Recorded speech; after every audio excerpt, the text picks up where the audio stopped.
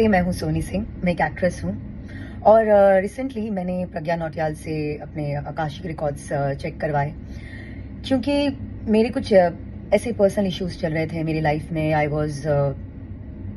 Can't focus on work. बाकी बहुत depression में भी थी मैं, लेकिन मैं यही सोचती थी कि ये सारी चीज़ें ये इस तरह से मेरे साथ ये क्यों होता है, वाई, मतलब ये सवाल यूजुअली हम सबके मन में आता है।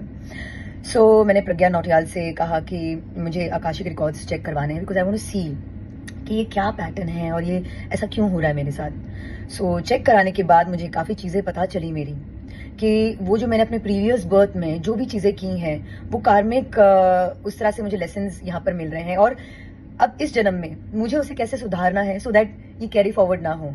और ट्रस्ट मी, ये करने के बाद आप ये बोल सकते हैं कि मेरी लाइफ में एक मैजिक हो गया है।